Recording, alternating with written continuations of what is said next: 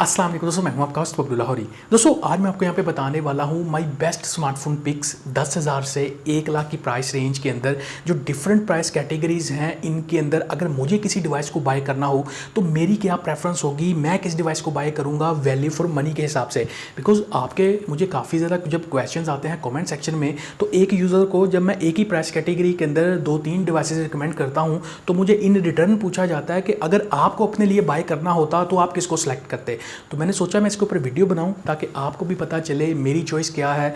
10,000 से 1 लाख के बजट के अंदर कौन कौन सी डिवाइसेज हैं। तो आई होप कि ये वीडियो आपके लिए काफ़ी ज़्यादा इन्फॉर्मेटिव भी होगी और हेल्पफुल भी रहेगी। लेकिन वीडियो में आगे बढ़ने से पहले अगर आप मेरे चैनल पर नए हैं तो चैनल को सब्सक्राइब जरूर करें और बेल आइकन को बजाएं ताकि हर जो वीडियो का नोटिफिकेशन है वो सबसे पहले आपको मिल जाए। कोई भी क्वेश्चन आपके माइंड में तो सिंपली हैशटैग बबलू लाहौरी लगा के कॉमेंट सेक्शन में कमेंट करें, हर एक क्वेश्चन कमेंट का रिप्लाई भी मिलेगा। और आज की वीडियो का जो लाइक टारगेट है वो कोई नहीं है, अगर वीडियो आपको अच्छी लगे तो एक लाइक करके मोटिवेट जरूर कीजिएगा। दोस्तों लिस्ट को स्टार्ट करने से पहले यहाँ पे मैं आपको बता दूं कि आज की जो भी डिवाइसेस होंगी मेरी लिस्ट में ये न्यू में अवेलेबल होंगी आफ्टर लॉकडाउन जब मार्केट्स कंटिन्यू करेंगी। यूज डिवाइसेस को मैं आज डिस्कस नहीं करूंगा, जो अपकमिंग में डिवाइसेस हैं उन्हें भी डिस्कस नहीं करूंगा, जब वो आएंगी फिर उन्हें देखेंगे। अभी तो मार्केट लॉकडाउन है कोविड-19 की वजह से, और आपसे भी मेरी यही रिक्वेस्ट है कि please stay at home and stay safe. अभी आगे बढ़ते हैं लिस्ट की तरफ। मान लीजिए मेरे पास 10, 11, 12 की रेंज का बजट है और मैं किस डिवाइस को बाय करूंगा। यहाँ पे 3 ऐसी डिवाइसेस हैं जो अच्छी हैं। एक कूलपैड की तरफ से N5 लाइट है, आईटेल की तरफ से S15 प्रो है और टेक्नो की तरफ से स्पार्क गो है। अब ये तीनों डिवाइसेस ओवरऑल 11 साढ़े 11,000 रुपये के बजट के अंदर अच्छी हैं। एंट्री लेवल है तो बहुत ज़्यादा एक्सपेक्ट नहीं कर सकते। एक बेसिक सा अच्छा सा यहाँ पे स्मार्टफोन मिल जाए तो वही बड़ी बात है। और मेरी जो चॉइस है इन तीनों डिवाइसेस में से वो है कूलपैड N5 लाइट। जी हाँ, कूलपैड N5 लाइट ये रिसेंटली पाकिस्तानी मार्केट्स में ऑफिशियल आया है। काफ़ी कुछ बेटर फीचर्स आपको दे रहा है 11,000 रुपये की रेंज के अंदर। 4G LTE सपोर्टेड डिवाइस है। यहाँ पे बेसिक जो डे टू डे यूज़ के जो नॉर्मल ऐप्स हैं वो सारे चल जाएंगे, अच्छे चल जाएंगे। आप सोशलाइजिंग कर सकते हैं इसके ऊपर। 216 का कम्बिनेशन है, बैटरी भी ठीक ठाक है। बैक साइड पर आपको फिंगरप्रिंट सेंसर मिलता है, ड्यूल कैमरा सेटअप मिलता है, 5.71 इंच का एक बड़ा डिस्प्ले, वाटर ड्रॉप सी नोच है, 720p के रेजोल्यूशन है और यहाँ पे हीलियो A22 एक क्वाड को चिपसेट है। तो 11,000 रुपये की प्राइस रेंज के अंदर जो कूलपैड N5 लाइट है ये काफ़ी अट्रैक्ट करता है मुझे कंपैरेटिवली जो दूसरी 2 डिवाइसेस हैं इसके साथ। अगर मैं बाय करता तो मैं कूलपैड N5 लाइट को बाय करता। अगली प्राइस कैटेगरी है यहाँ पे 15 से 16,000 रुपये की प्राइस रेंज। अब इस प्राइस रेंज के अंदर मैं किस डिवाइस को प्रेफर करता, तो यहाँ पे जो अच्छी डिवाइसेज हैं उनमें टेक्नो स्पार्क 4 है, उसके अलावा रेडमी का 8A है, सैमसंग का A01 है और उसके अलावा रियलमी C2 और C3 भी इसी कैटेगरी के अंदर फॉल करते हैं कहीं पे। तो मेरी जो चॉइस होती वो है रेडमी 8A। जी हाँ, रेडमी 8A ये आपको फाइनली, पहले इसकी प्राइस थोड़ी कम थी, अभी डॉलर की प्राइस की वजह से ऊपर नीचे चल रही हैं, लेकिन ऑफलाइन मार्केट से आपको अभी भी कुछ 15,500-16,000 रुपये की रेंज के अंदर मिल जाएगा। मी store.pk के ऊपर में भी अभी ये सेल के ऊपर चल रहा है कुछ 16,800 समथिंग की प्राइस के अंदर। तो इसको यहाँ पे चूज़ करने की जो मेन रीज़न है, मुझे यहाँ पे 5000 mAh की बैटरी मिल रही है, टाइप C पोर्ट मिल रही है, यहाँ पे 18 वाट की फास्ट चार्जिंग मिल रही है मुझे, cornering gorilla glass 5D protection है, बैक साइड पे सिंगल सेंसर है ऑल्दो, लेकिन वो सोनी का सेंसर है तो मेरा अच्छे से काम चलेगा उससे। फ्रंट सेल्फी 8 मेगापिक्सल की है। कुल मिला के यहाँ पे रेडमी 8A 232 के कम्बिनेशन के साथ भी मुझे अच्छा चलेगा, बिकॉज मुझे इतनी हैवी गेमिंग नहीं करनी इस प्राइस रेंज के अंदर।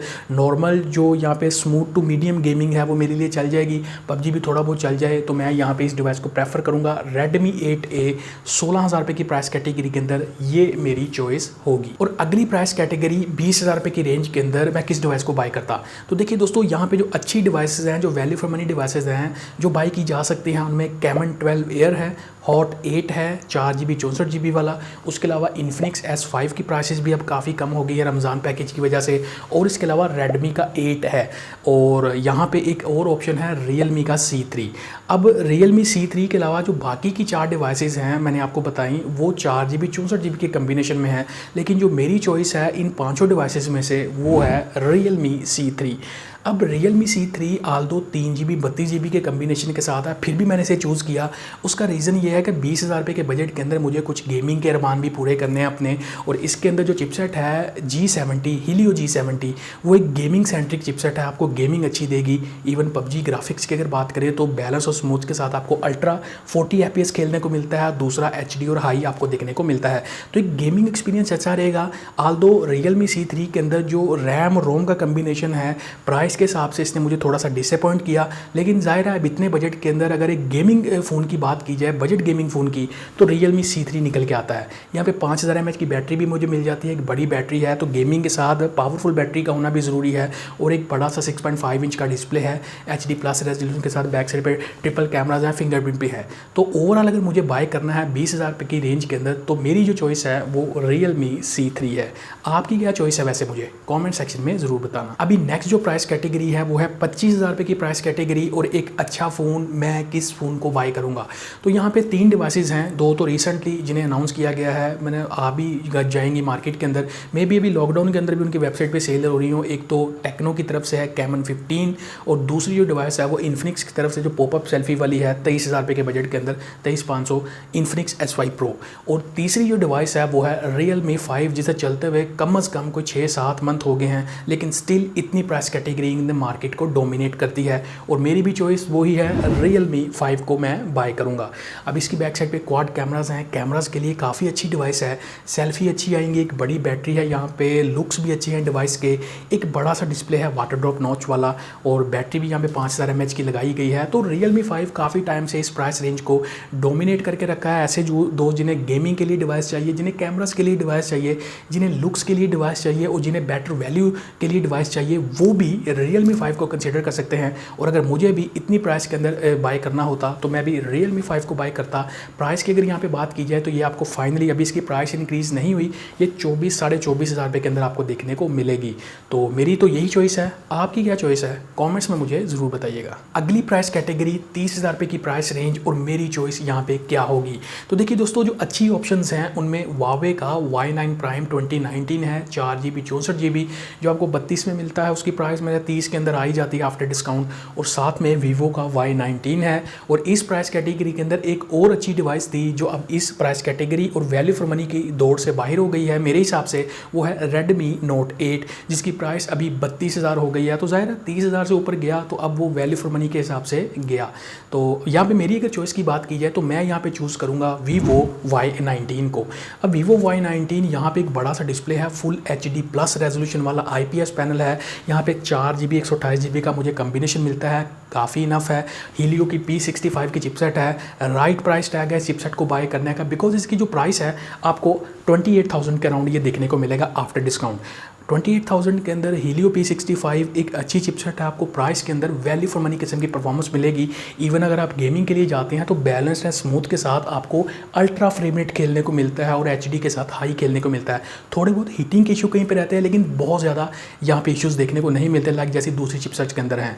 5000 mAh की बैटरी है, 18 वाट की फास्ट चार्जिंग है, और डब्बे में से चार्जर निकलता है इसके फास्ट वाला। तो मेरी अगर यहाँ पे चॉइस की बात की जाए तो मैं Vivo के Y19 को बाय करूँगा। बाकी आपकी क्या चॉइस है मुझे कमेंट्स में ज़रूर बताना। अगली प्राइस कैटेगरी 35,000 रुपये की रेंज के अंदर, और कौन सी डिवाइस मैं चूज़ करूँगा। तो देखिए इस प्राइस रेंज के अंदर भी कोई 2-3 डिवाइसेज ऐसी हैं जो अच्छी हैं, आप बाय कर सकते हैं, जिनमें Vivo का S1 है, अच्छी डिवाइस है, आप बाय कर सकते हैं, कोई 32-32.5 की रेंज के अंदर मिलती है। उसके अलावा Huawei का Y9 Prime 2019 है, ये 4GB 128GB वाला वेरिएंट है, ये भी कोई आपको अराउंड 32,000 रुपये की रेंज के अंदर मिलेगा, आप इसे भी बाय कर सकते हैं। उसके अलावा Realme 5 Pro होगा इस रेंज के अंदर, जो काफ़ी टाइम से काफ़ी सॉलिड कंटेंडर है, वो भी एक अच्छी डिवाइस है। और ओवरऑल अगर मेरी चॉइस की बात की जाए तो मैं यहाँ पे बाय करूँगा Realme 5 Pro को। जी हाँ, Realme 5 Pro को बाय करने का रीज़न ये है कि काफ़ी अच्छी डिवाइस है, सॉलिड परफॉर्मेंस मुझे मिलती है, मैं तगड़ी सी गेमिंग इसके अंदर कर सकता हूँ। स्नैपड्रैगन की 712 की चिपसेट है, एक बड़ा सा डिस्प्ले है 6.3 इंच का, फुल HD+ रेजोल्यूशन के साथ, IPS पैनल, और यहाँ पे बैक साइड पे क्वाड कैमरास 48 मेगापिक्सल के देखने को मिलते हैं, और 4K रिकॉर्डिंग है, स्टेबलाइजेशन है, यानी कैमरा वाइज डिवाइस काफ़ी अच्छी है। सेल्फी यहाँ पे मिलती है 16 मेगापिक्सल की, बैटरी यहाँ पे 4035 mAh की, और एक फास्ट चार्जिंग देखने को मिलती है। तो ओवरऑल अगर देखा जाए जो बेस्ट चॉइस है, एज ए मैं एक पावर यूज़र हूँ, मैं गेमिंग भी करता हूँ कैजुअल टाइम के अंदर, मुझे कैमरास भी अच्छे चाहिए, स्लो मोशंस भी निकालने होते हैं, तो Realme 5 Pro को मैं चूज़ करूँगा। आप किस डिवाइस को चूज़ करने वाले हैं कमेंट्स में मुझे ज़रूर बताएं। दोस्तों वीडियो अगर कहीं पे भी अच्छी लग रही है तो इसे लाइक ज़रूर करें, और चैनल को सब्सक्राइब करना मत भूलिएगा। अभी 40,000 रुपये की प्राइस कैटेगरी के अंदर कौन सी अच्छी डिवाइस है जिसे मैं बाय करूंगा और मैं आपको भी रिकमेंड कर सकता हूं, और दूर दूर तक उस डिवाइस का कोई भी टक्कर देने वाली ऐसी डिवाइस नहीं है। हालांकि अच्छी डिवाइसेज हैं, जैसे Vivo का S1 Pro है, 40,000 रुपये की प्राइस कैटेगरी अंदर हमको मिल जाता है, लेकिन उसके अंदर जो चिपसेट है वो अंडर पावर्ड है, यानी अगर आप गेमिंग पॉइंट ऑफ व्यू से जाते हैं तो आपको अंडर पावर्ड परफॉर्मेंस मिलेगी थोड़ी सी, लेकिन डे टू डे यूज़ के अंदर अच्छा यूज़ है। डिज़ाइन वाइज डिवाइस अच्छी है, कैमरा वाइज अच्छी है। अगर बाय करना चाहें वीवो की डिवाइस को तो S1 प्रो को भी आप बाय कर सकते हैं। लेकिन मैं यहाँ पे जिस डिवाइस की बाय कर रहा हूँ वो है पावर यूज़र के लिए, और वो है Redmi Note 8 Pro। जी हाँ, Redmi Note 8 Pro इस डिवाइस काफ़ी टाइम से डोमिनेट किए हुआ है इस प्राइस रेंज के अंदर। Helio G90T एक गेमिंग सेंट्रिक चिपसेट इसके अंदर आती है, और मैं भी एक पावर यूज़र हूँ तो मैं भी गेमिंग करता हूँ, तो चाहता हूँ एक्सट्रीम लेवल के ऊपर अच्छी गेमिंग हो। लेकिन थोड़ा सा हीटिंग इश्यूज़ आते हैं इसके अंदर, आगे से गर्मियाँ भी आ रही हैं, तो ये चीज़ थोड़ी सी ध्यान में रहे। लेकिन लिक्विड कूलिंग टेक्नोलॉजी है, तो डिवाइस को अगर थोड़ा सा सांस दिलाएं तो ठंडी भी हो जाती है डिवाइस। तो ये चीज़ें हैं। कैमरा वाइज डिवाइस अच्छी है, बैक साइड पे 64 मेगापिक्सल क्वाड कैमराज हैं, 4K रिकॉर्डिंग है, स्टेबलाइजेशन है अच्छी, क्या है जो videography photography, front selfie 20 megapixel वाली, 4500 mAh की बैटरी है। यहाँ पे आपको फास्ट चार्जिंग देखने को मिलती है 18 वाट वाली। तो मेरे ख्याल से Redmi Note 8 Pro अगर मैं बाय करता तो एक पावर यूज़र होने के नाते Redmi Note 8 Pro एक ऐसी डिवाइस है जिसे मैं चूज़ करता। अगली प्राइस कैटेगरी 45,000 की प्राइस रेंज के अंदर कौन सी डिवाइसेज हैं जो मैं अपने लिए बाय कर सकता हूँ, चूज़ कर सकता हूँ। तो देखिए दोस्तों, मुझे कोई डिवाइस इस रेंज के अंदर नहीं मिली, आल्दो एक दो डिवाइसेज हैं जो इस प्राइस कैटेगरी के अंदर होनी चाहिए थी, लेकिन वो थोड़ी ओवर प्राइस्ड हैं। मैं आपसे यहाँ पे बात कर रहा हूँ Realme XT की, जो 55,000 की प्राइस रेंज के अंदर आया था। मैंने डोंट बाय वाली लिस्ट के अंदर उसे रखा था। स्टिल 50,000 रुपये की प्राइस रेंज के अंदर कम किया, नहीं बिक रहा तो कम कर रहे हैं, लेकिन ये प्राइस रेंज मुझे लगता है कि अभी स्टिल ओवर है। अगर 45,000 के अंदर Realme XT को दिया जाता तो ये एक राइट प्राइस टैग है इसके लिए, एक सॉलिड डिवाइस होती, पाकिस्तानी मार्केट्स को काफ़ी अच्छे से कैप्चर करती, लेकिन स्टार्ट से ही ओवर प्राइस कर दिया था। फिर यूज़र के माइंड से यहाँ पे डिवाइस की हाइप वैसे ही ख़त्म हो गई, और 45,000 तक अगर मुझे Realme XT दिया जाता है Realme की तरफ से तो मोस्ट वेलकम, मैं उसे बाय कर सकता हूँ। और अगली जो डिवाइस है मैं बात कर रहा हूँ यहाँ पे Oppo Reno 2F की। जी हाँ, Oppo Reno 2F जो डिवाइस है इसकी प्राइस पहले 60,000 थी, ओवर प्राइस थी। मैंने इसे डोंट बाय वाली लिस्ट में रखा, 55,000 आई, नहीं बिकी, फिर भी 50,000 रुपये के ऊपर आएगी है, अभी भी ये डिवाइस ओवर प्राइस्ड है। तो कम से कम इसका जो राइट प्राइस टैग है मेरे हिसाब से, अगर ये मुझे मिले कोई 43,000 के राउंड अबाउट, तो इतनी प्राइस रेंज के अंदर ये आपको अच्छी वैल्यू, यानी कि मुझे अच्छी वैल्यू दे सकती है, तो मैं इसे कंसीडर कर सकता हूँ। बिकॉज देखिए सुपर एमोलेड पैनल इन्होंने लगाया है, वो वीवो का S1 भी आपको लगा के दे रहा है, तो क्या चीज़ ऐसी लगाई है। Helio की P70 चिपसेट लगाई है, वो आप Oppo F11 के अंदर भी दे रहे थे 32-33 की रेंज के अंदर। तो क्या एक ऐसी चीज़ है जो आपने Oppo Reno 2F के अंदर लगाई है जिसकी वजह से आपने इसको 60,000 से स्टार्ट किया पाकिस्तानी मार्केट्स में। तो ब्रांड की जो स्ट्रेटजीज हैं वो समझ में नहीं आती। तो अगर Reno 2F जो है मुझे 43,000 की रेंज में मिलता है तो मैं इसे बाय कर सकता हूँ। अगर Realme XT मुझे 45,000 की रेंज के अंदर मिलता है तो मैं इसे बाय कर सकता हूँ। इसके अलावा भी कोई ऐसी डिवाइस नहीं है जो मैं यहाँ पे अपने लिए चूज़ कर सकता हूँ। अभी प्राइस रेंज को करते हैं 50 से 60,000 रुपये की प्राइस रेंज के अंदर कौन कौन सी डिवाइसेज हैं जो मैं कंसीडर कर सकता हूँ खुद अपने लिए अगर मुझे बाय करनी हो। तो देखिए दोस्तों, यहाँ पे कोई 3 डिवाइसेज ऐसी हैं जिनमें Samsung Galaxy A51 एक ऐसी डिवाइस है जो मैं सैमसंग लवर्स जो हैं जिनको सिर्फ सैमसंग की डिवाइस को बाय करना है, मैं उन्हें रिकमेंड करता हूँ कि वो इस डिवाइस की तरफ जा सकते हैं, वो एक अच्छी डिवाइस है। और उसके अलावा यहाँ पे वीवो की V17 डिवाइस है 8GB 256GB के कम्बिनेशन के साथ। और तीसरी जो डिवाइस है यहाँ पे वो आती है यहाँ Xiaomi की तरफ से Mi 9T। तो इन तीनों डिवाइसेस में से जो मेरी प्रेफरेंस है वो 2 डिवाइसेस हैं, दोनों को मैं चूज़ करूँगा। पहली जो डिवाइस है वो है Mi 9T। Mi 9T device काफ़ी अच्छी डिवाइस है। कैमरा वाइज इसकी बैक साइड पे ट्रिपल कैमरा सेटअप है और सारे सेंसर काम के सेंसर हैं। एक जो प्राइमरी सेंसर है वो 48 मेगापिक्सल का, उसके साथ 8 मेगापिक्सल का अल्ट्रा वाइड सेंसर और 13 मेगापिक्सल का टेलीफोटो लेंस है। यानी कोई डेप्थ सेंसर, कोई यहाँ पे आपको मैक्रो सेंसर वगैरह प्रोवाइड नहीं किया गया। सारे जो सेंसर्स हैं वो काम के दिए गए हैं। फ्रंट सेल्फी आपको 20 मेगापिक्सल की पॉपअप सेल्फी देखने को मिलती है। उसके अलावा यहाँ पे स्नैपड्रैगन की 730G चिपसेट है 8 नैनोमीटर वाली, यानी आपको परफॉर्मेंस भी अच्छी मिलेगी। एमोलेड डिस्प्ले है, यहाँ पे 4000 mAh की बैटरी, 18 वाट की फास्ट चार्जिंग। प्राइस रेंज की अगर बात करें तो ये आपको मेरे ख्याल से ऑफलाइन मार्केट के अंदर अगर अवेलेबिलिटी हुई, पहले तो प्राइस ज़्यादा थी, अभी कोई 52 से 53,000 रुपये की प्राइस रेंज के अंदर आपको देखने को मिल सकता है। अभी अगर आप mi-store.pk जो Xiaomi पाकिस्तान की ऑफिशियल पोर्टल है उसके ऊपर भी जाएंगे तो सेल लगी हुई थी, लेकिन अभी वहाँ पे भी आउट ऑफ स्टॉक है। तो अगर मुझे 52 से 53K के अंदर Mi 9T मिलता तो मैं इसको बाय करता। और अगली जो डिवाइस मैंने आपको बताई है वो है Vivo V17। जी हाँ, Vivo V17 को चूज़ करने का यहाँ पे जो रीज़न है वो ये है कि इसमें 8GB 256GB का सॉलिड कम्बिनेशन देखने को मिलता है। उसके साथ यहाँ पे इन डिस्प्ले फिंगरप्रिंट सेंसर मिलता है और एक सुपर एमोलेड डिस्प्ले है। पंच होल टाइप का यहाँ पे फ्रंट सेल्फी 32 मेगापिक्सल वाली, बैक साइड पे 48 मेगापिक्सल के कैमरा है, 4500 mAh की बैटरी है, 18 वाट की फास्ट चार्जिंग है। यानी Vivo V17 एक अच्छी ऑप्शन है। ये आपको कोई अराउंड मेरे ख्याल से इसकी शायद 55,000 प्राइस है। अभी आपको कोई 51 से 52 के अराउंड देखने को मिलेगा और सम टाइम अच्छे डिस्काउंट के साथ अगर कोई डील आपको मिलती है तो 50,000 रुपये तक भी देखने को मिलता है। तो Vivo V17 एक अच्छी चॉइस हो सकती है। मैं खुद के लिए Vivo V17 को और Mi 19 को चूज़ करूंगा। अभी यहाँ पे बात करते हैं 65 से 70,000 रुपये की प्राइस रेंज के अंदर यहाँ पे कौन कौन सी ऐसी डिवाइसेस हैं जो मैं चूज़ कर सकता हूँ for better value for money. तो देखिए 2-3 डिवाइसेस ऐसी हैं। गैलेक्सी सैमसंग की तरफ से गैलेक्सी A71 आता है यहाँ पे इस रेंज के अंदर। उसके अलावा ओप्पो की तरफ से Reno 3 Pro सीरीज़ का जो 3 Pro है वो आपको मिलेगा 70,000 रुपये की प्राइस रेंज के अंदर। और दूसरा उसके अलावा अगर आपको कुछ बेटर डील मिल जाए तो 80,000 रुपये वाला जो Reno 2 है वो भी आपको सम टाइम मिल सकता है कुछ 70-72,000 रुपये की प्राइस रेंज के अंदर। तो अगर मेरी यहाँ पे देखा जाए तो सैमसंग लवर तो मैं हूँ नहीं, हो सकता है मैं यहाँ पे गैलेक्सी A71 की तरफ भी ना जाऊँ, लेकिन अगर आप एक सैमसंग लवर है तो A71 कुछ बेटर डिवाइस हो सकती है आपके लिए, आप उसकी तरफ भी जा सकते हैं।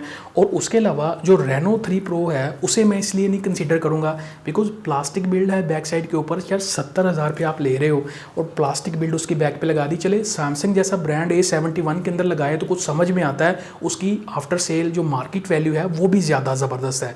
लेकिन ओप्पो का क्या, यहाँ पे कोई डिवाइस को 80,000 रुपये की रेंज के अंदर लॉन्च किया, कल को 2-3 माह बाद वैसे ही डिवाइस को 55,000 रुपये के ऊपर ले आते हैं, तो जिन्होंने बाय किया हो वो सर पकड़ के बैठ जाते हैं वैसे ही। तो जो Reno 3 Pro है इसकी प्लास्टिक बिल्ड की वजह से, इसकी मीडियाटेक की P95 एक अंडर पावर्ड चिपसेट होने की वजह से मैं इस डिवाइस को 70,000 रुपये की रेंज के अंदर बाय नहीं करूँगा।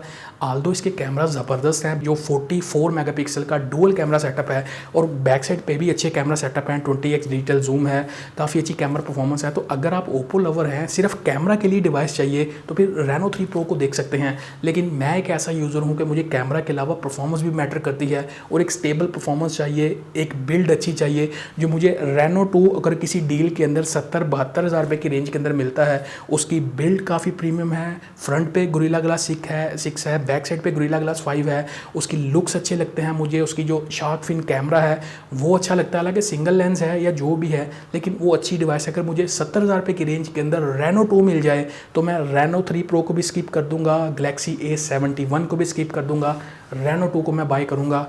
आपकी क्या चॉइस है कमेंट्स में मुझे ज़रूर बताएं। और अब ज़रा यहाँ पे बात की जाए 75,000 से 1 लाख के बजट के अंदर कौन कौन सी डिवाइसेस ऐसी हैं जो बेटर वैल्यू फॉर मनी मैं चूज़ कर सकता हूँ। तो देखिए दोस्तों, मैं अक्सर जो आप दोस्त मेरी वीडियोस को देखते हैं, कभी मुझे पूछा भी जाए तो मैं चाइनीज़ ब्रांड रिकमेंड नहीं करता कि आप 70,000 से ज़्यादा पैसे किसी चाइनीज़ ब्रांड के ऊपर इन्वेस्ट करें।